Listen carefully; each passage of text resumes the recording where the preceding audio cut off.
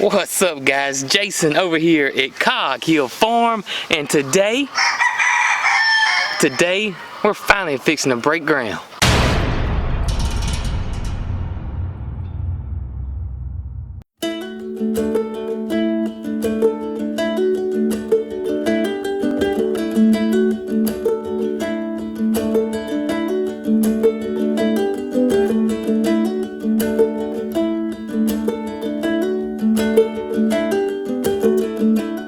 Hey baby, hey Peaches, you think you can help me till up the garden?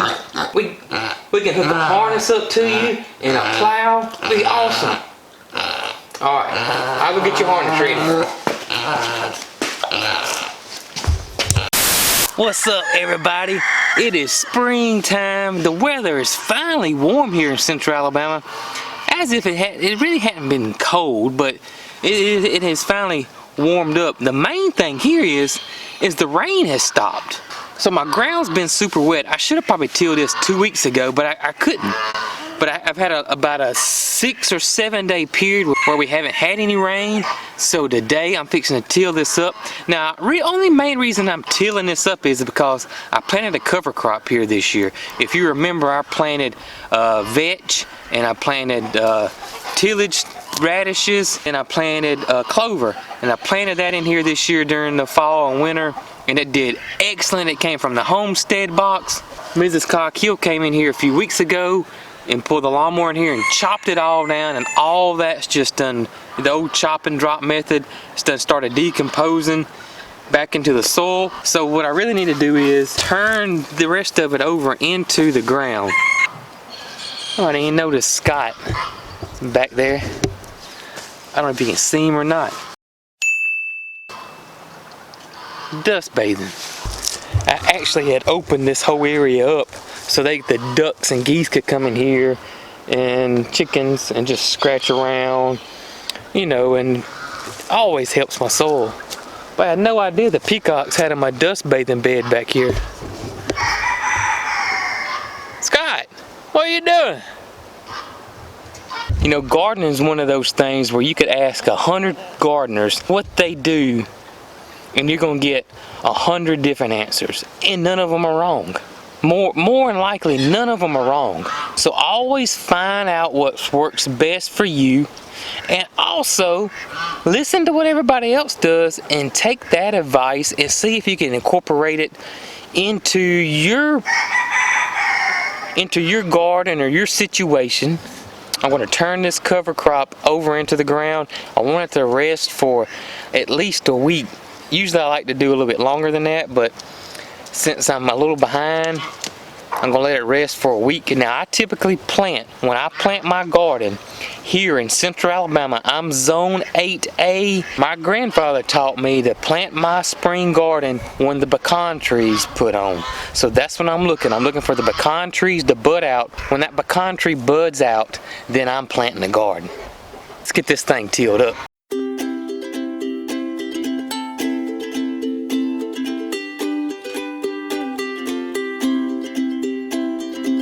Alright, got it done. Didn't take me that long at all.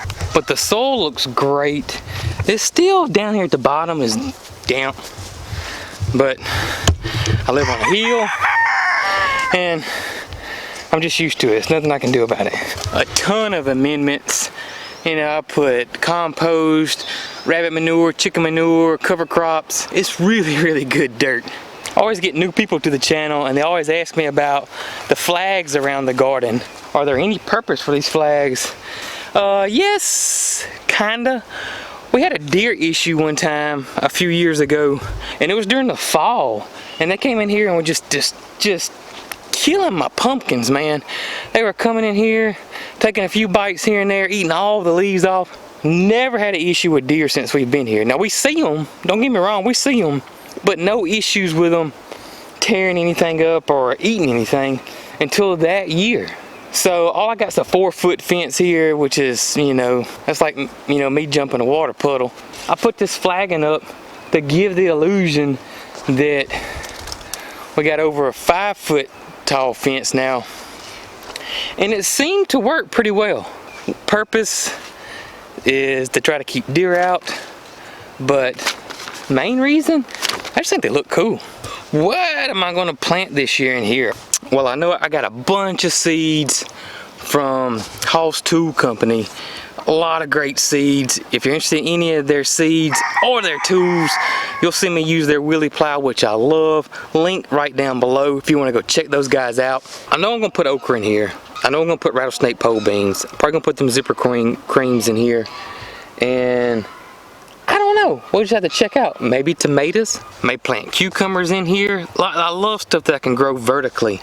Now, let's go to the raised bed garden and start working it and show y'all what we got going on there. So we've been dumping rabbit manure that we get when we clean the rabbit cages out in this little garden, or my raised bed garden. And some of it's just piled up. We need to spread it around and start looking as to what we need to do in here. Ton of weeding needs to be done for sure.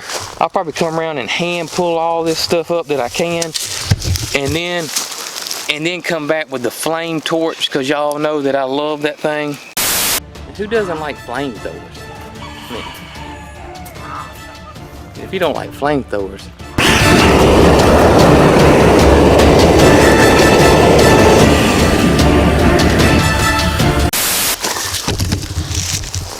this is one of the beds that I've been dumping a lot of rabbit manure in, and you can just see how dark the soil is. It holds its shape well. It breaks apart. I mean, it's this beautiful soil.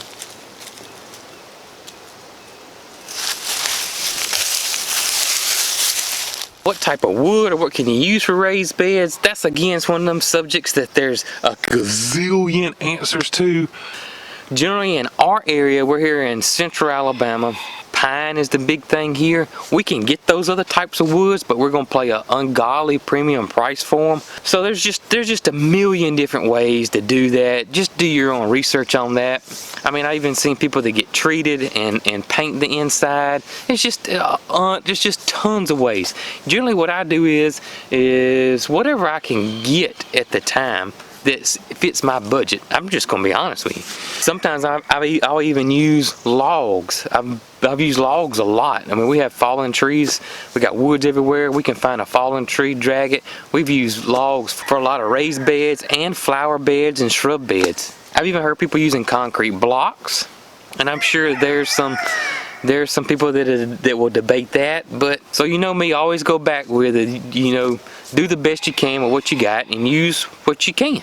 Because I guarantee you, whatever you're growing in your garden is way better for you and better tasting and just better all around than what you can get at a store. And I used to be one of those people that would not do something because I couldn't get something. I wouldn't grow tomatoes because I couldn't get an organic seed tomato, or I couldn't get this, or I couldn't get that, so I just did nothing. And so I just don't want people to fall in that category or put themselves in a box where they don't do anything. Doing something is better than doing nothing. Ain't that right, sunshine?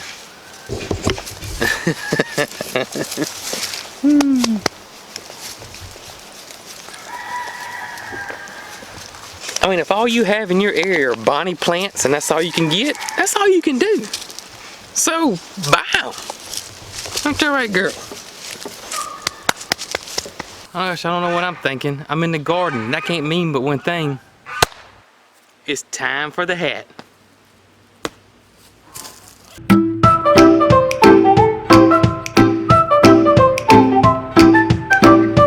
Speaking of planting the garden and getting the garden ready, let me go show you what we got going on. Show you what our seedlings look like, and we're about to start some new seeds. These are the seedlings that me and Mary Cross started a few weeks ago, and they're doing awesome.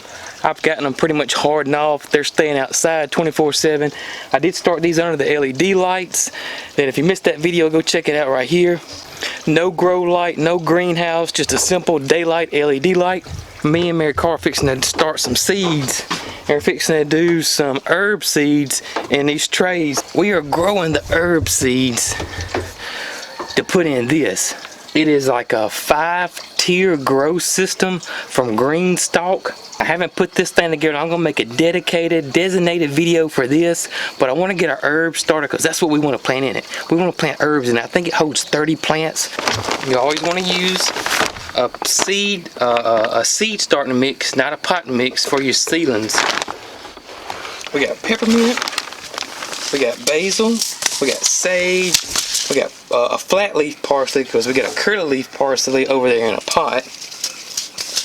We've got dill, spearmint, thyme, lavender, peppermint, and we've got chamomile.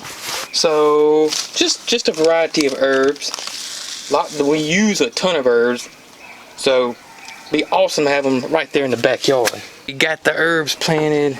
I'll go put them under the LED light, and surely in probably in the next few days they should be germinating, sprouting up, and they should do fine under that LED light, just like these seedlings did. Y'all remember that video I did just today about those fig cuttings? How I just cut the figs, put them in dirt. Check this out. Look at all that green growth growing on them. They are doing well. I told you, easy, easy, easy, easy.